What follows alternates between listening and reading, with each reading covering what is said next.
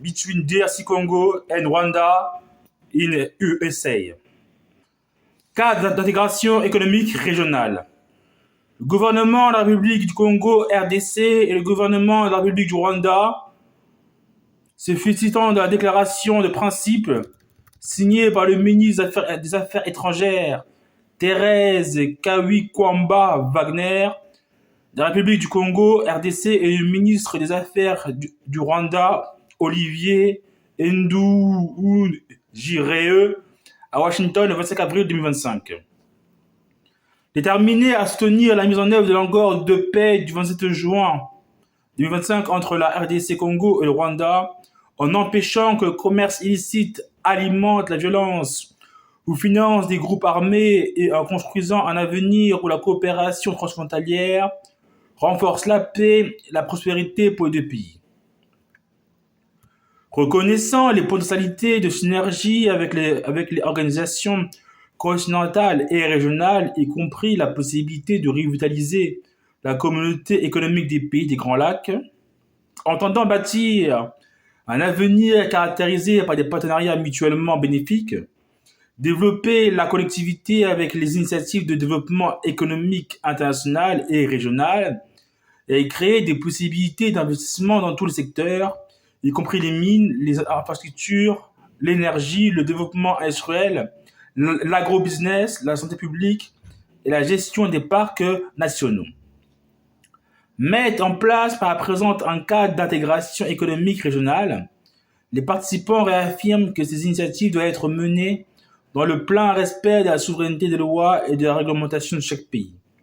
Outre les domaines prioritaires décrits ci-après, les participants comptent que le CIER constitue une plateforme évolutive leur permettant d'ajouter de nouveaux objectifs et initiatives mutuellement acceptables. Attentes et objectifs des participants.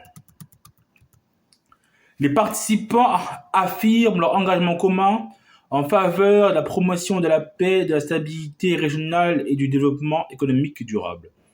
Fondé sur les principes de souveraineté, de respect mutuel et de coopération régionale, le présent CIER offre une vision commune de l'action à mener pour relever les défis de longue date et promouvoir une prospérité commune dans la région des Grands Lacs. À titre de priorité, les participants visent à combattre et à éliminer progressivement les activités illicites liées à l'extraction, au commerce, à la circulation et à la transformation des ressources minérales qui compromettent la paix, la sécurité et la bonne gouvernance dans la région. Les participants reconnaissent que le développement de l'énergie et de l'infrastructure est la condition préalable à l'industrialisation, en particulier dans le secteur minier, et à l'amélioration de la qualité de vie des communautés locales. Les participants ont pour objectif de coopérer en vue de promouvoir une économie régionale professionnelle, réglementée et productive, en particulier en ce qui concerne les chaînes de valorisation des minerais, qui profitent avant tout aux populations de la région. Les participants affirment que chaque pays exerce un contrôle souverain et entier sur l'exploitation, la transformation et l'exportation de ces ressources naturelles. Chaque pays mérite de tirer les bénéfices économiques adéquats de ces ressources en promouvant l'industrialisation du secteur minier conformément aux politiques et au cadre juridique de chaque pays. Chaque pays souligne également que les communautés locales doivent bénéficier des revenus et autres avantages provenant de leur extraction, de leur transformation et de leur commercialisation. Soucieux de parvenir à une plus grande transparence et une meilleure préservation de la valeur existante, les participants ont l'intention de travailler conjointement avec les parties prenantes concernées pour éliminer progressivement les obstacles en matière de réputation ou sur des plans techniques ou commerciaux qui entravent l'exportation directe et légale de minerais provenant de la région et entre autres d'étain, de tantale, du tungstène, de niobium et d'or. Les participants entendent ainsi instaurer des conditions permettant d'attirer les investissements dans les deux pays et dans la région. Les participants reconnaissent à la fois l'importance du développement des capacités de traitement et de transformation des minerais en RDC Congo et au Rwanda, et l'utilité des infrastructures et des plateformes industrielles existantes dans la région. En s'appuyant sur ces complémentarités, les participants s'engagent à promouvoir un cadre équilibré et prospectif de coopération économique visant à soutenir les activités minières formelles, à renforcer les chaînes de valorisation régionales et à assurer le développement et la gestion responsable de nouvelles infrastructures, en particulier dans le secteur de la logistique et de l'énergie. Enfin, les participants expriment leur intention d'identifier et de promouvoir des domaines communs de coopération dans la région des Grands Lacs, y compris les infrastructures transfrontalières, les zones industrielles communes, le tourisme transfrontalier et les marchés transfrontaliers, en vue de favoriser une intégration régionale plus poussée et une croissance viable comme point d'ancrage d'une paix durable. Domaine prioritaire d'intégration régionale, énergie. En coordination avec les pays voisins des Grands Lacs et compte tenu du plan directeur des systèmes d'énergie continentaux de l'Union africaine, les participants s'engagent à mettre au point conjointement des projets de production et de transport d'énergie permettant de répondre aux besoins des habitants et des industries de la région. Les participants comptent accorder la priorité au blocage financier du projet hydroélectrique Ruzizi 3 ainsi qu'à l'exploitation coopérative et durable du méthane du lac Kivu pour la production et le transport d'électricité. Les deux initiatives peuvent bénéficier des arrangements multilatéraux de gouvernance de la CEPJ, avec la participation de l'Énergie des Grands Lacs et de la Société internationale d'électricité des pays des Grands Lacs, SINELAC. Les participants coopéreront également pour faire en sorte que l'accroissement de la production permette d'augmenter l'accès de l'industrie et des ménages à l'électricité et pour identifier les perspectives de mise en place d'un pôle énergétique régional. Mesures de mise en œuvre. À l'appui de cet effort, les participants entendent, en coordination avec le Burundi, accroître l'électricité propre provenant du projet Ruzizi 3 et potentiellement d'autres sources comme d'autres projets hydroélectriques. L'extraction du méthane de la Kivu ou de nouvelles technologies telles que des petits réacteurs modulaires pour alimenter les ménages, le commerce et l'industrie, y compris l'exploitation minière et la transformation des minerais de chaque pays. Les participants entendent, avec l'appui de l'Union africaine et de ses partenaires, œuvrer à la mise en place d'un pool régional d'énergie. Les participants cherchent à accroître l'accès à l'électricité des ménages, des écoles, des hôpitaux, des entreprises et d'autres institutions et peuvent chercher à recourir à des partenariats publics-privés ou des accords de co-entreprise entre leurs services collectifs publics et participants du secteur privé pour obtenir des résultats plus rapidement et renforcer les opérations. Les participants cherchent à veiller à ce qu'une énergie abondante et fiable profite aux communautés locales et au développement et à l'expansion des secteurs visés dans le CIER. Pour réaliser cette vision commune, les participants entendent mettre en œuvre les mesures suivantes, ce qui se veulent instructives et non normatives. Première phase. En utilisant les structures existantes, les participants entendent, en coordination avec le Burundi, accorder la priorité à la prise des mesures nécessaires, y compris le bouclage financier, pour développer le projet hydroélectrique Ruzizi 3 dans le cadre du Code communautaire des investissements de la CEPGEL. Les participants commencent à planifier l'exploitation coordonnée du méthane du lac Kivu aux fins de la production d'électricité et d'autres usages, comme indiqué dans les 3 arrangements pertinents existants entre les deux participants.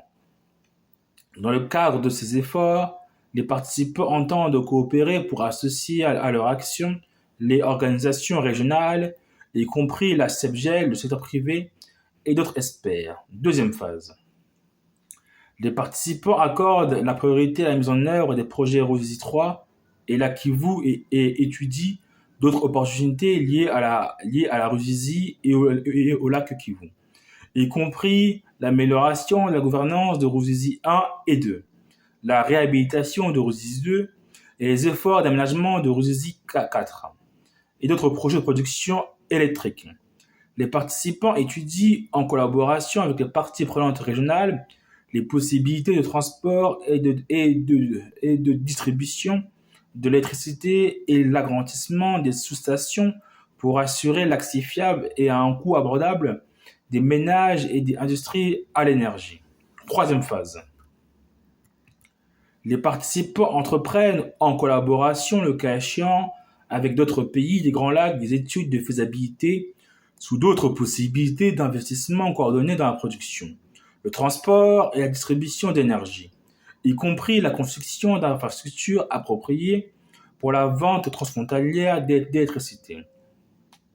Les participants accroissent l'électrification des villes frontalières et autres communautés au moyen de sources d'énergie reliées les unes aux autres. B. Infrastructure. Les participants entendent coopérer pour développer des infrastructures mutuellement bénéfiques, en particulier les infrastructures de transport, de logistique et de technologie, de l'information et de la communication TIC. Les participants s'engagent à développer conjointement les infrastructures de transport de passagers et de marchandises ainsi que les infrastructures d'entrepôt, les infrastructures portuaires, celles de marché et à coopérer pour attirer et mettre à profit les investissements du secteur privé dans les infrastructures qui favorisent la croissance économique dans la région des Grands Lacs. Les participants s'engagent à veiller à ce que ces efforts soient liés au corridor de l'Obito et à faire progresser les deux pays vers une meilleure connectivité régionale et internationale dans les domaines des transports, de la logistique et d'éthique. Infrastructures et services de transport. Transport terrestre. Les participants s'engagent à améliorer l'infrastructure de transport terrestre sur leur territoire respectif afin de favoriser l'intégration, la croissance économique globale et de faciliter l'expansion des lignes de communication et des réseaux de transport d'électricité fiables. Les participants étudieront et évalueront conjointement la faisabilité des moyens d'améliorer les infrastructures routières en vue de transporter les personnes et les marchandises en sécurité et de manière efficiente. Les participants s'engagent à collaborer avec les États-Unis et les partenaires internationaux concernés sur de futures liaisons avec le corridor de l'Obito.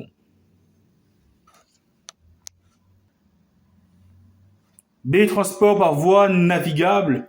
Les participants s'engagent à accorder la priorité aux mesures visant à améliorer les capacités de transport de passagers et de marchandises sur le lac Kivu, y compris l'infrastructure portuaire, et à améliorer la sécurité des passagers. Les participants s'engagent à revitaliser et à renforcer le cadre du programme de transport intégré du lac Kivu de 2017 sous l'égide du Conseil des ministres inter-États du corridor central afin de contribuer à la réduction des coûts de transport, d'atténuer la congestion routière, de promouvoir le commerce et le tourisme.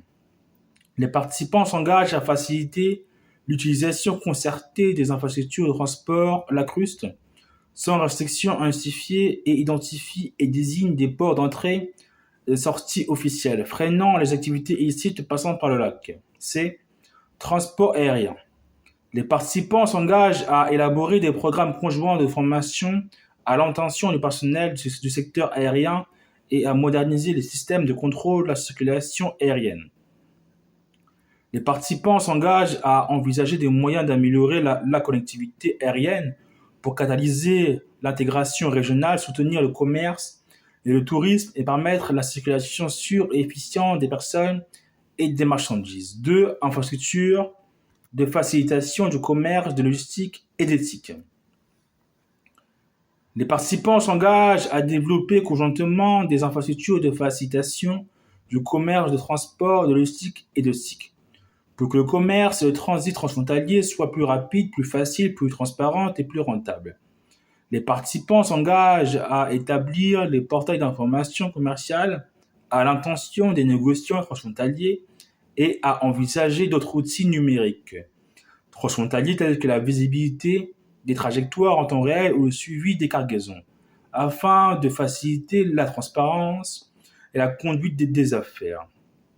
Les participants s'engagent à mettre en œuvre l'accord sur la facilitation des échanges de l'Organisation mondiale du commerce, AF de l'OMC, le régime commercial simplifié, STR du COMESA, la zone de libre-échange continentale africaine et les dispositions et protocoles pertinents des accords établissant la CEPGEL et la Communauté de l'Afrique de l'Est, CAE, pour faciliter au moyen de documents douaniers simplifiés et du renforcement des capacités et les échanges entre petits négociants transfrontaliers de marchandises visés par ces mécanismes et accroître la coordination au niveau des postes frontaliers à guichet unique One Step Border Post.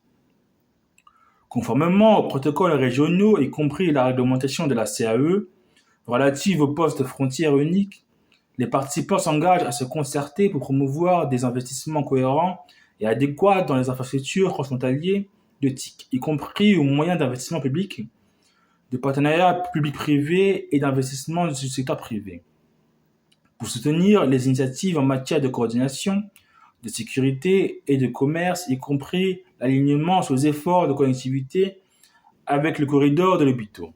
Les participants entendent coordonner les mesures visant à freiner les activités commerciales transfrontalières et illicites. Les participants peuvent envisager d'étendre les réformes en matière de facilitation du commerce aux chaînes de valorisation, par exemple en incorporant des accords de reconnaissance mutuelle pour réduire les barrières non tarifaires et accroître les volumes d'échanges, en établissant des normes communes des certifications et des centres d'exportation, en coopérant dans le domaine de la finance, des assurances transfrontalières et des technologies financières, pour les petits exploitants en élaborant s'il y a lieu des systèmes d'agrégation, de stockage, de chaînes du froid, de conditionnement, de traitement et de centres logistiques et en développant les possibilités de recherche, de vulgarisation, de formation de la main-d'œuvre. Les participants peuvent envisager d'harmoniser les normes sanitaires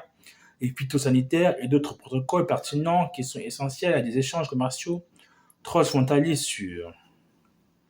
Mesures de mise en œuvre. À l'appui de cet effort, les participants ont pour but d'accroître la croissance économique dans l'est de la RDC, au Rwanda et dans les pays voisins des Grands Lacs, en développant un accès fiable à des infrastructures efficaces et bien conçues et à des corridors d'exportation à faible coût, reliant la région aux principales économies du monde, y compris en passant par le corridor de l'Obito. Les participants entendent mettre en place des infrastructures et des politiques efficaces, sûres, résilientes et transparentes en matière de facilitation du commerce transfrontalier, de logistique et de TIC, intensifiant la compétitivité économique des deux pays, améliorant l'accès au marché et faisant en sorte que les biens et les personnes puissent franchir la frontière en toute sécurité et aisément. Les participants comptent faire en sorte que les infrastructures physiques et numériques soutiennent d'autres secteurs visés par le CIER pour réaliser cette vision commune. Les participants entendent mettre en œuvre les mesures suivantes qui se veulent instructives et non normatives. Première phrase. Les participants définissent une voie à suivre commune qui concerne les infrastructures conjointes de transport, de facilitation du commerce, de logistique et de TIC, en coordination avec les partenaires régionaux, le secteur privé et d'autres experts pour identifier les projets prioritaires.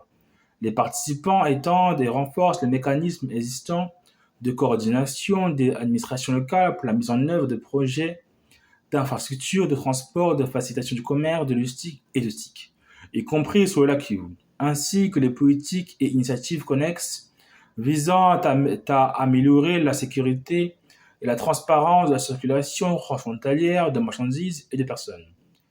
Les participants envisagent d'accroître les postes frontaliers à guichet unique One Step Border Post et s'emploient à identifier les investissements en infrastructures qui facilitent le passage efficient des marchandises dans la région.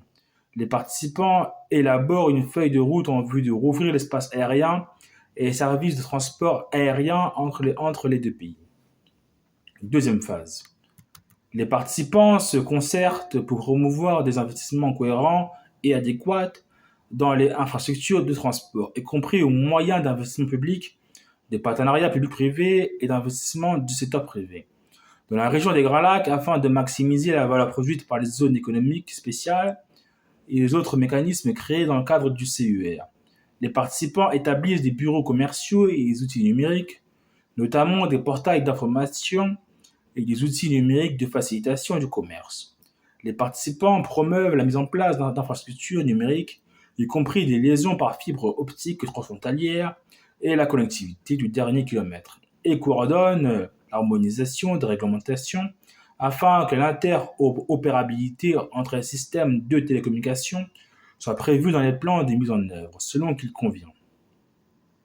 Les participants consultent les États-Unis et les partenaires du corridor de l'Obito sur l'établissement d'un plan visant à assurer la connectivité avec le corridor de l'Obito à l'avenir et se concertent sur d'éventuelles études de faisabilité ou d'autres activités préparatoires. Troisième phase. Les participants coordonnent leurs efforts pour attirer et mettre à profit les investissements du secteur privé dans des projets d'infrastructures communs identifiés qui favorisent la croissance économique dans la région des Grands Lacs. Informés par le plan directeur de l'UA, de l'Union africaine, des systèmes électriques continentaux guidés par des considérations ayant trait au coût, à la fiabilité de l'approvisionnement électrique et à la viabilité environnementale, est en consultation avec les États-Unis et les organismes économiques et régionaux. Les participants s'emploient continuellement à identifier de nouveaux projets d'infrastructures prioritaires pour améliorer le commerce transfrontalier, à systématiser l'utilisation des outils numériques et à parvenir à une coordination plus efficace à la frontière. Les deux pays participent à des investissements conjoints dans les infrastructures de transport, de facilitation du commerce, de logistique et de TIC, qui leur permettent, ainsi qu'à d'autres pays de la région, d'exporter plus efficacement des marchandises à l'échelle mondiale et de faciliter les déplacements, y compris les vols directs transatlantiques vers la région des Grands Lacs, ces chaînes d'approvisionnement de minerais.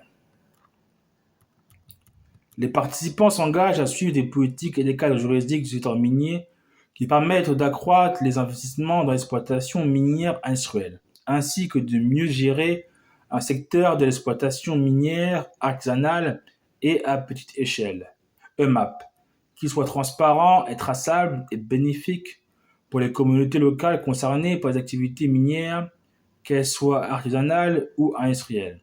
Ces politiques viseront à neutraliser les réseaux de financement des groupes armés ainsi que ceux qui permettent toute forme de déstabilisation ou d'insécurité dans la région à l'avenir. Les deux participants comptent s'employer dans leurs pays respectifs en collaborant l'un avec l'autre à fournir aux marchés internationaux un approvisionnement régulier en minerais propres. Les participants entendent coopérer pour combler les lacunes de la réglementation en matière de commerce transfrontalier. Les participants entendent coopérer pour faire en sorte que le commerce de minerais ne finance plus des groupes armés et pour créer dans la région des mines jusqu'au utilisateur final, un secteur minier industriel de calibre international en retirant bien plus de valeur de ce secteur pour les deux pays et en améliorant sa réputation.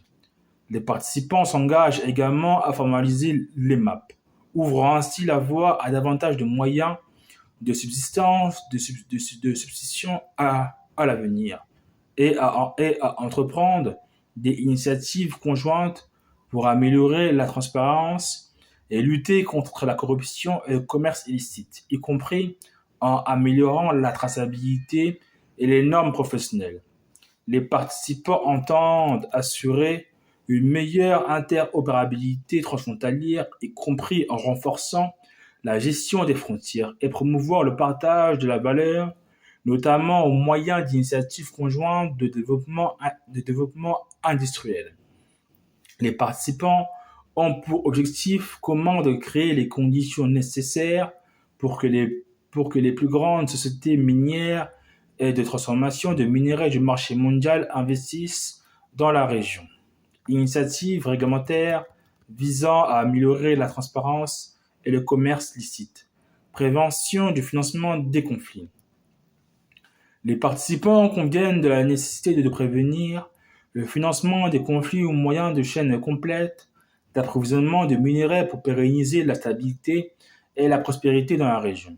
Comme étape fondamentale vers une coopération plus poussée, les participants s'engagent à identifier, à soumettre à des enquêtes, à poursuivre en justice et à empêcher de participer au secteur tous les exploitants, y compris les compagnies et coopératives minières, les petits négociants, les négociants et les fonderies ou affineurs, indépendamment de leur forme juridique ou de la juridiction dont ils dépendent, qui pourraient avoir contribué au financement des groupes armés illicites, à l'alimentation de tensions régionales ou à de graves violations du droit. Les participants s'engagent à interdire, prévenir et sanctionner, y compris par une coopération renforcée en matière de répression, toute forme de fraude ou d'activité susceptible de réactiver les réseaux ou dynamiques qui ont par le passé contribué aux tensions interétatiques ou à l'instabilité au sein des communautés concernées. Initiative régionale de la Chirgel et coopération visant à améliorer les mécanismes de transparence, afin de renforcer la confiance des marchés et des consommateurs du monde entier. Les participants s'engagent de nouveau à mettre activement en pratique les lignes directrices de l'OCDE en matière de devoir de diligence, y compris le guide sur le devoir de diligence pour des chaînes d'approvisionnement responsables de minerais provenant de zones de conflit et à haut risque, les 6 outils d'initiative régionale contre l'exploitation illégale des ressources naturelles, au moyen notamment de la pleine application du mécanisme régional de certification de l'harmonisation des législations nationales pertinentes, de la mise en place d'une base de données régionale sur les flux de minerais, de la formalisation du secteur minier artisanal, de la participation active aux efforts visant à améliorer la transparence des activités extractives, y compris à l'aide des normes de l'initiative pour la transparence dans les industries extractives, et de l'utilisation d'un mécanisme conjoint de signalement. Les participants s'engagent à publier en temps voulu des comptes rendus d'événements graves et à mener les enquêtes nécessaires, notamment en coopération avec l'OCDE, la Chirgel ou d'autres mécanismes internationaux de transparence. Les participants s'engagent à examiner, réformer ou, le cas échéant, remplacer ensemble les mécanismes régionaux de transparence existants afin d'assurer leur crédibilité, leur efficacité opérationnelle et leur pleine conformité avec les normes internationales et l'évolution des réalités sur le terrain, y compris en consultation avec le secteur privé et d'autres experts. C'est partenariat visant à renforcer les inspections, l'octroi de licences et les certifications crédibles et transparentes. Les participants s'engagent à renforcer les capacités de leurs organes respectifs d'octroi de licences et d'inspection, notamment au moyen de partenariats avec des entités tierces afin de renforcer la transparence, la qualité et la crédibilité des fonctions de réglementation du secteur des minerais. Les participants s'engagent à appuyer s'il y a lieu le recours à des tierces parties transparentes et crédibles pour l'inspection et l'homologation des sites miniers, la vérification des fonderies, affineurs, des audits des systèmes de chaînes de contrôle traçables et des certifications d'exploitation pour améliorer la traçabilité du commerce des minerais et du système minier jusqu'au point d'exploitation et renforcer la transparence de façon à normaliser les activités commerciales transfrontalières formelles. Les participants s'engagent à publier régulièrement sur une plateforme accessible à tous les acteurs de la chaîne d'approvisionnement et investisseurs des données pertinentes sur les inspections, l'octroi de licences et la certification des mines et le commerce de minerais. Les participants s'efforcent de tirer parti d'outils numériques alimentés par des données, y compris en mettant éventuellement en place une infrastructure numérique de traçabilité de bout en bout et d'étudier les possibilités d'interopérabilité entre différentes plateformes publiques, privées de part et d'autre de la frontière. D. Harmonisation des politiques fiscales, interdiction de la concurrence fiscale dommageable et lutte contre les prélèvements illégaux perçus localement. Les participants s'efforceront d'harmoniser leurs politiques fiscales, y compris les redevances, les prélèvements et toute autre forme d'impôts ou de frais, pour supprimer les incitations à la contrebande et faire en sorte que le commerce transfrontalier des minerais soit licite et économiquement avantageux pour les deux pays. Les participants s'engagent à ne pas se livrer à des pratiques de concurrence fiscale dommageables qui pourraient réduire leur assiette fiscale respective, entraîner des distorsions sur le marché régional des Grands Lacs ou nuire aux objectifs de CEL. Les participants s'engagent également à respecter ces principes au sein d'autres instances régionales dont ils font partie afin d'éviter le transfert des pratiques d'arbitrage fiscal vers les juridictions voisines. Les participants s'engagent également à lutter contre les prélèvements illégaux perçus au niveau local. Coordination, coordination avec les partenaires internationaux. Les participants s'engagent à collaborer avec les États-Unis et d'autres partenaires internationaux en vue d'élaborer d'autres initiatives réglementaires ou réformes nécessaires pour réduire de manière rentable les risques liés aux investissements du secteur privé. Mesures de mise en œuvre. À l'appui de cet effort, les participants ont pour but d'améliorer la prospérité économique grâce au renforcement de la coopération dans le domaine du commerce des minerais et à l'accroissement de la transparence transfrontalière et de la confiance des marchés et consommateurs du monde entier. Les participants ont en outre pour but de mettre en œuvre des réformes qui excluent les groupes armés du commerce des minerais et empêchent que les minerais servent à alimenter les conflits ou les violations des droits de l'homme.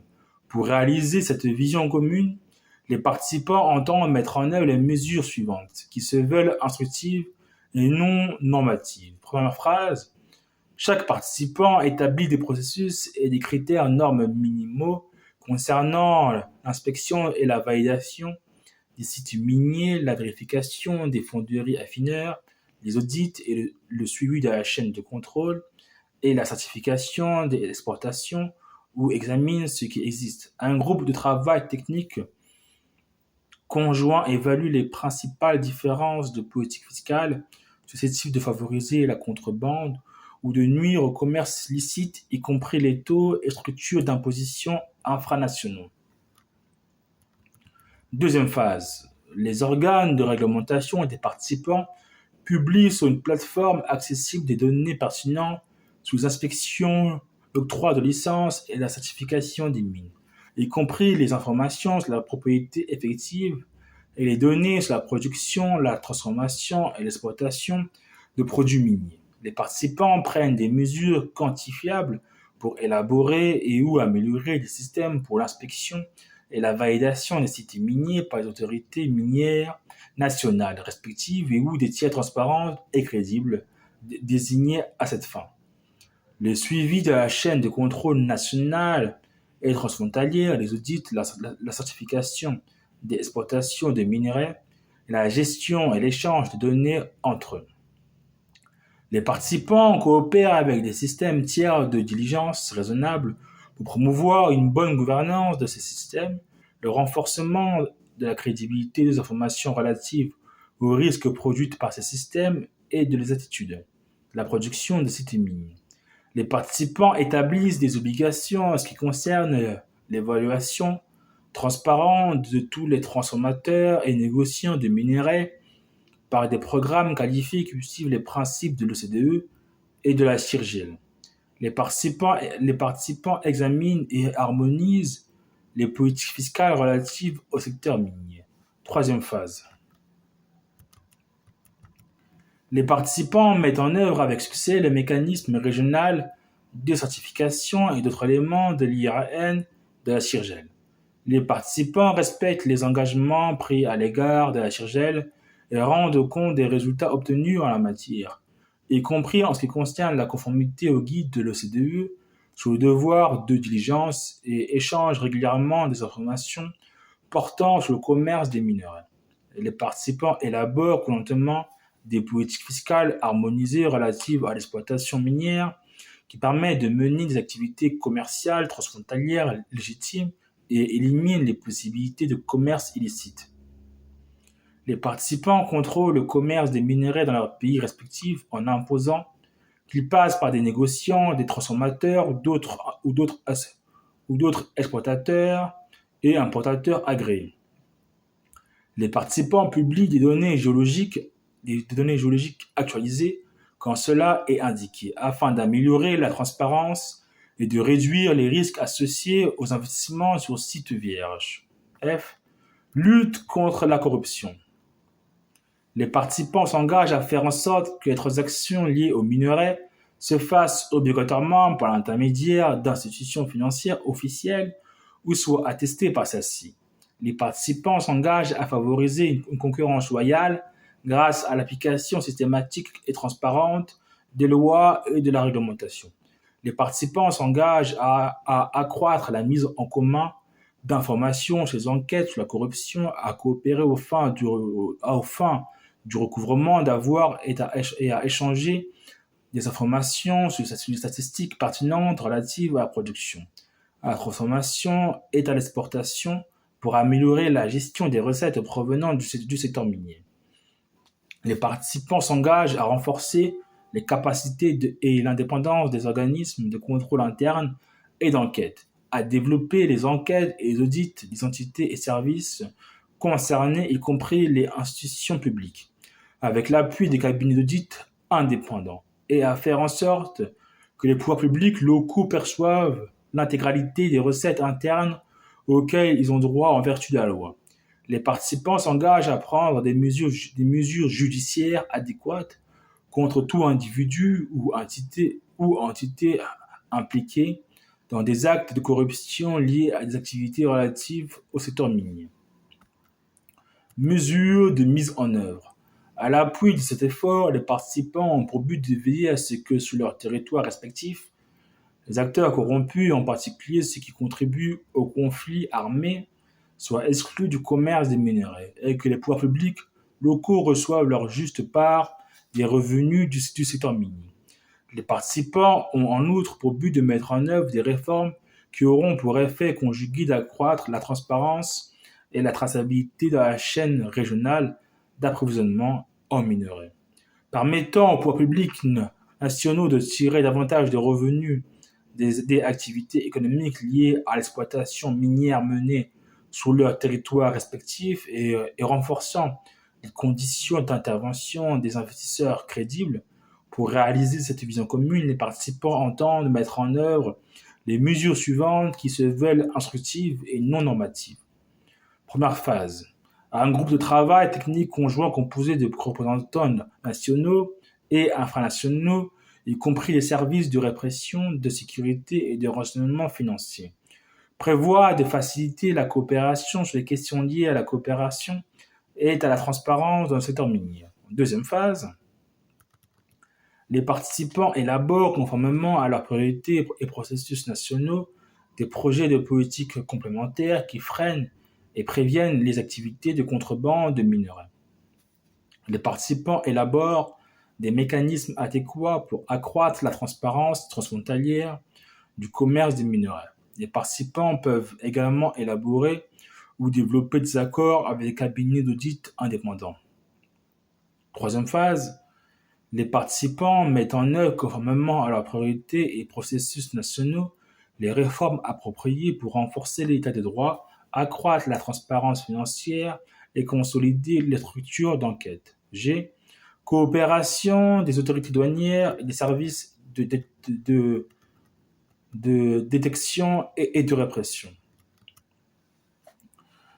Les participants s'engagent à améliorer, conformément au droit applicable, l'interopérabilité transfrontalière, la mise en commun d'informations sur les statistiques relatives à l'activité minière, l'intégration économique et la traçabilité des minerais.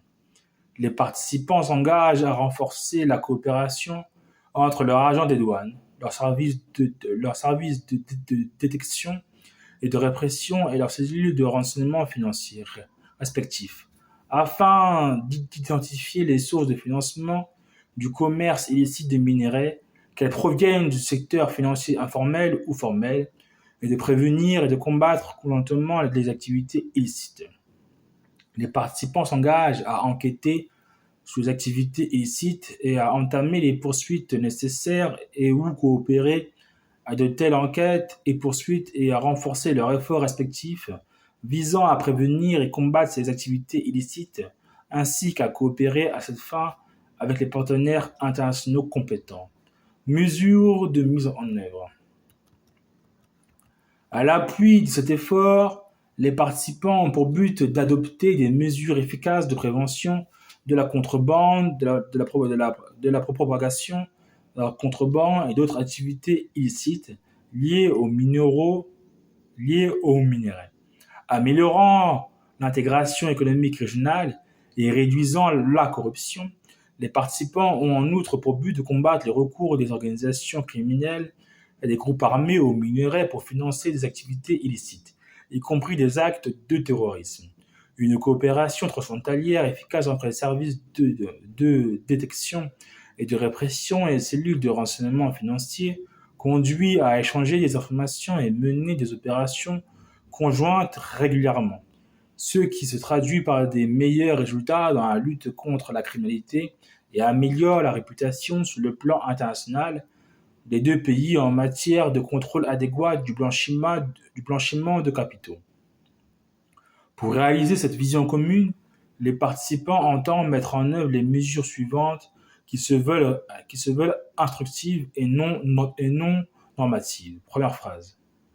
Les participants s'engagent à identifier et à désigner des postes frontières à guichet unique et à affecter des ressources au maintien des postes existants. Les participants s'engagent à identifier des points de contact pour permettre la coopération des services de détection et de répression compétents et des cellules de renseignement financier, y compris en ce qui concerne le respect des règles du groupe d'action financière GAFI, en accordant une attention particulière au secteur de l'extraction minière. Deuxième phase. Les participants consultent des experts extérieurs de la formation et l'appui nécessaire pour disposer des capacités humaines nécessaires sur le plan national ou conjointement avec des partenaires régionaux ou internationaux choisis d'un commun accord. Les agents de l'immigration, les agents des douanes et les autres membres des services de détection et de répression aux frontières des participants mènent des inspections de qualité à tous les postes frontaliers, y compris des contrôles fondés sur les risques, contrôles aléatoires, inspection du fret, interrogatoires secondaires, afin de concilier efficacité et sécurité. Des mécanismes de contrôle sont mis en place pour promouvoir la transparence et la lutte contre la corruption. Les responsables des services de détection et de répression et des cellules de renseignement financier des participants coopèrent pour prévenir et combattre les activités illicites. Troisième phase.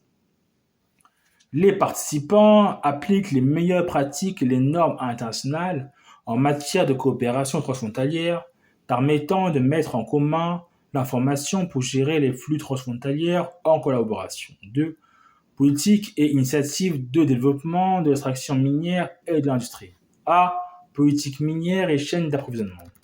Les participants affirment que la mise en place d'activités industrielles d'extraction et de transformation de haute qualité dans la région, y compris de sous-traitants et d'autres prestataires de services à l'industrie, est essentielle pour pérenniser la paix et la prospérité dans la région des Grands Lacs, et s'engage en conséquence à se soutenir réciproquement dans la réalisation des objectifs de leur politique minière et industrielle à cet égard.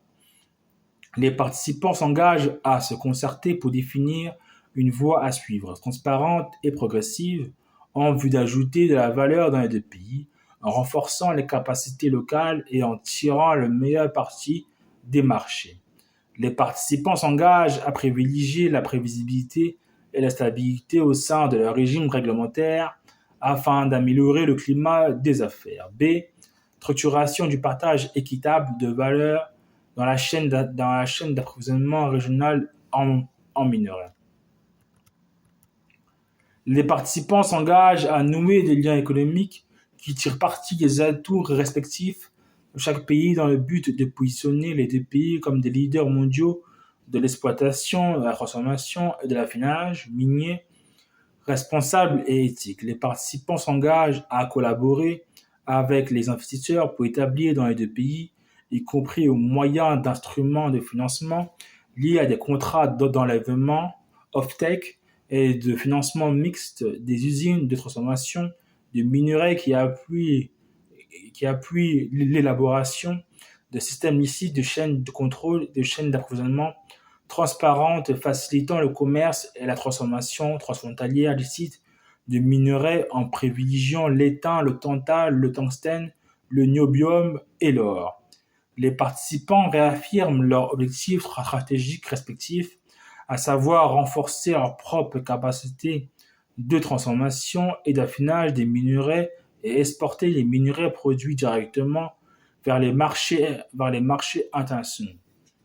Les participants affirment que ces objectifs ne sont pas contradictoires, mais constituent plutôt des possibilités de synergie et de coopération mutuellement bénéfiques si elles sont structurées et réglementées de manière appropriée.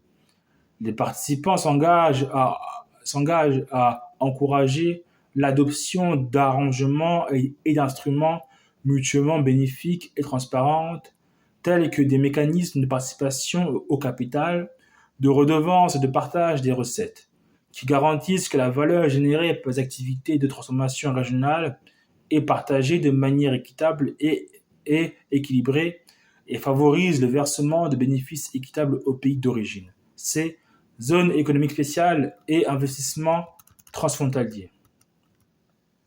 Les participants s'engagent à étudier la possibilité de créer des zones économiques spéciales transfrontalières conjointes avec des partenaires du secteur privé, dans le secteur minier et d'autres industries pertinentes, et à mettre en place les infrastructures, les liaisons et le contexte en matière de politiques qui sont nécessaires pour stimuler l'industrialisation et la création d'emplois tout au long de la chaîne de valorisation transfrontalière. Les participants s'efforcent de tirer parti des centres de travail à façon pour prévenir la fuite des revenus, automatiser le transfert des redevances et impôts et dissuader la contrebande. Les participants s'engagent à étudier des modalités telles que des co-entreprises, des structures d'actionnariat conjoint, des initiatives de financement mixte conjoint ou une coordination plus étroite entre leurs régulateurs ou leurs entreprises publiques respectives, permettant d'approfondir la participation commune des deux pays au développement et de stimuler la croissance économique et de promouvoir l'obtention des revenus équitables dans le pays d'origine. Les participants s'engagent à ratifier le traité bilatéral d'investissement du Rwanda et du Congo RDC afin de stimuler l'intérêt, les investissements et l'assurance du secteur privé. Mesures de mise en œuvre. À l'appui de cet effort, les participants ont pour but de devenir une destination attrayante et sûre pour les investissements miniers afin de favoriser l'accroissement du développement économique dans chaque pays. Conformément à leur rôle et à leur contribution à la chaîne de valeur respective, les participants ont en outre pour but de bénéficier d'un développement industriel plus important, de pratiques minières responsables, de normes améliorées en matière de travail et d'environnement, d'un haut niveau de traçabilité des minerais et d'un système douanier transfrontalier harmonisé qui permette aux deux pays de bénéficier équitablement de la génération de revenus grâce à l'extraction et à une transformation produisant de la valeur ajoutée.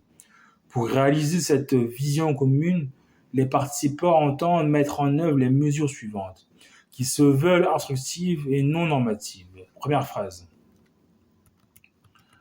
Les participants établissent un groupe de travail chargé de définir les méthodes à utiliser pour soutenir mutuellement leur politique minière et industrielle et développer les capacités de transformation de chaque participant, y compris le rôle des zones économiques spéciales, des installations de marquage travail à façon ou d'autres mesures de traçabilité, les domaines prioritaires d'investissement industriel et les voies à suivre à long terme pour parvenir à la transformation dans les deux pays. Les participants commenceront également à évaluer les politiques favorables nécessaires pour soutenir les efforts déployés et la faisabilité des possibilités d'instruments d'investissement transfrontaliers.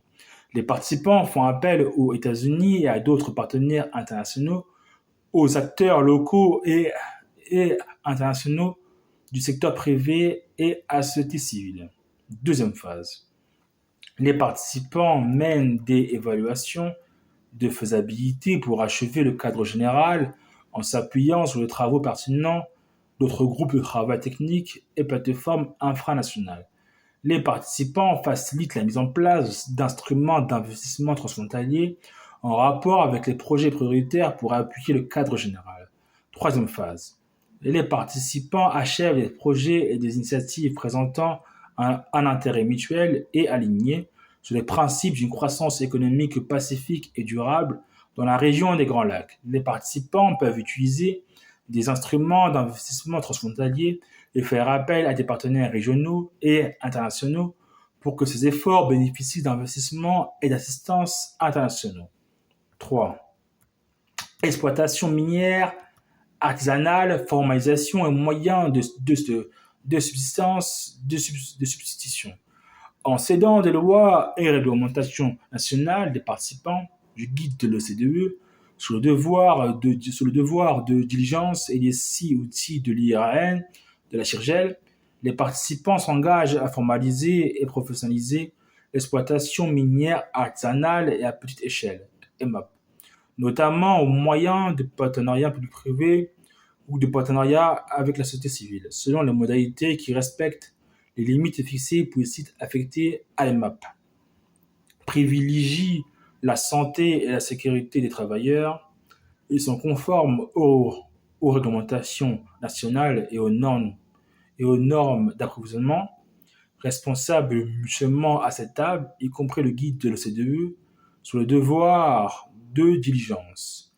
Chaque participant s'engage à améliorer les normes d'exploitation des sites miniers, les systèmes de chaîne de contrôle, la santé et la sécurité des travailleurs, les investissements dans des systèmes commerciaux licites et la réglementation financière afin de réduire les risques associés aux chaînes d'approvisionnement internationales. En ce qui concerne la production de l'EMAP, les participants entendent encourager les tiers et les investisseurs à formaliser l'EMAP et à recueillir la production de l'EMAP afin de respecter la primauté du droit, de favoriser la transparence de toute la chaîne d'approvisionnement, la diligence raisonnable et la traçabilité, et de se conformer aux normes internationalement reconnues pour assurer une exploitation minière et un approvisionnement responsable. Les participants s'engagent à formaliser l'exploitation minière artisanale et à petite échelle, à ouvrir la voie à davantage de possibilités de moyens de subsistance, de substitution à l'avenir, et à entreprendre des initiatives conjointes pour améliorer la transparence et lutter contre la corruption et le commerce illicite, y compris en améliorant la traçabilité et les normes professionnelles. Les participants s'engagent à coopérer avec le secteur privé et d'autres acteurs pour combattre et atténuer les violations des droits de l'homme souvent associées à l'EMAP, y compris le travail des enfants, le travail forcé, la violence à l'égard des femmes et des filles, les conditions de travail dangereuses et d'autres incidences négatives sur les communautés locales. Les participants s'engagent à envisager de former des partenariats avec des acteurs internationaux pour améliorer l'image auprès du reste du monde des minerais provenant respectivement du Congo, RDC et du Rwanda. Petit a, renforcer la confiance, la transparence et la traçabilité transfrontalière. Les participants s'engagent à prendre des mesures réciproques pour améliorer la confiance accordée à la production et aux procédures et données relatives aux exploitations des minerais de l'un et de l'autre. Les participants affirment le principe de centres public-privé de travail à façon à tirer potentiellement parti des postes frontaliers à guichet unique et ou des zones économiques spéciales pour préserver les revenus et établir un système de coordination visant à assurer le transport légal des produits minéraux Les centres de travail à façon doivent être situés dans les deux pays afin de garantir que tout impôt et droit impayé est automatiquement renvoyé à la juridiction concernée sous la supervision des partenaires de vérification indépendants choisis d'un commun accord dans le cadre d'une stratégie de coopération visant à lutter contre la contrebande. Les participants s'efforcent de renforcer les contrôles de la gouvernance de coopératives des MAP afin de veiller à ce qu'elles soient détenues et représentées par des membres de coopératives et ne soient pas soumises à l'influence indue des parties extérieures. B. Soutenir les communautés locales pendant la transition. Compte tenu de l'importance économique des MAP pour les communautés locales, chaque participant s'engage à envisager sur son propre territoire des moyens d'aider les communautés qui dépendent de l'exploitation minière artisanale à formaliser et professionnaliser leur activité ou à passer à des moyens de subsistance, de substitution tels que les opérations minières professionnelles à petite échelle, l'agrobusiness et d'autres activités durables, notamment en tirant parti des plateformes infranationales susceptibles de canaliser la contribution de ces communautés à la mise en place du CIUR et en promouvant le regroupement des mineurs artisanaux en coopérative. Cela étant, une stratégie de facilitation de la formalisation et de la réglementation. Les participants s'engagent à améliorer le partage des avantages économiques en veillant à ce que les revenus provenant des activités liées aux mines parviennent jusqu'aux communautés locales, comme il convient de façon ouverte et transparente afin de renforcer les capacités des communautés en matière de résilience pour renforcer les efforts de paix et de stabilité régionale. C. Formation visant à faire bénéficier les acteurs de la chaîne d'approvisionnement d'ELMAP de nouvelles possibilités d'emploi. Les participants s'engagent à promouvoir la formation professionnelle des acteurs de la chaîne d'approvisionnement d'ELMAP et d'autres programmes de professionnalisation et de renforcement des compétences qui conduisent à des activités annexes ou à des opportunités économiques de substitution susceptibles de fournir des revenus plus élevés et des moyens de subsistance plus sûrs. Les participants s'engagent à encourager et à inciter les investisseurs actuels et futurs à mettre en œuvre des programmes de perfectionnement et de formation de la main-d'œuvre dans les domaines tels que l'élaboration de propositions de valeur, les opérations techniques, la mise en œuvre de principes de travail et de sécurité, l'utilisation de systèmes de traçabilité traditionnels et numériques et l'accès à la finance. Donner accès au financement et aux terres pour promouvoir la formalisation de l'EMAP. Les participants s'engagent à évaluer les modalités telles que l'assistance technique, le financement mixte ou le financement sous forme de subventions, permettant de favoriser l'octroi de prêts directs aux exploitants des MAP licites qui ne participent pas au conflit afin de leur donner la possibilité de rejoindre le secteur formel. Les participants s'engagent sur leur territoire respectif à faire preuve de transparence dans le cadre de processus géologiques, juridiques et financiers nécessaires pour délimiter des zones géographiques qui se présentent à l'EMAP. Les participants s'engagent à attribuer des sites légaux et productifs aux exploitants de l'EMAP enregistrés afin d'améliorer la supervision gouvernementale et les contributions de la société civile à la réglementation des activités des MAP, conformément aux lois et à la réglementation pertinente. Mesures de mise en œuvre.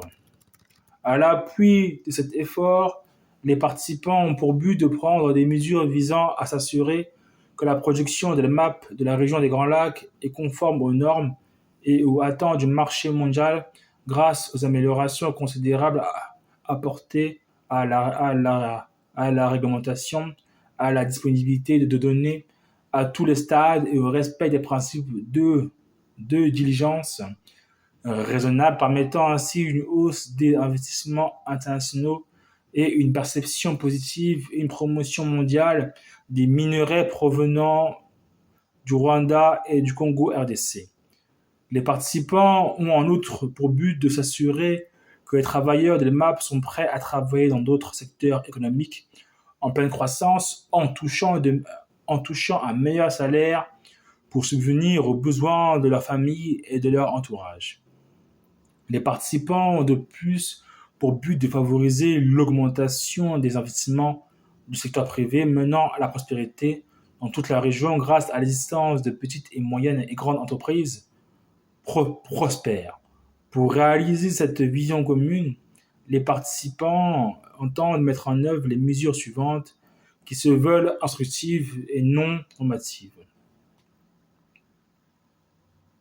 Vive la France, vive les États-Unis d'Amérique, vive le Congo RDC pour la paix avec le Rwanda. Ça suffit la guerre, les rebelles de l'AFC M23, c'est fini. Plus de guerre. Vive la paix.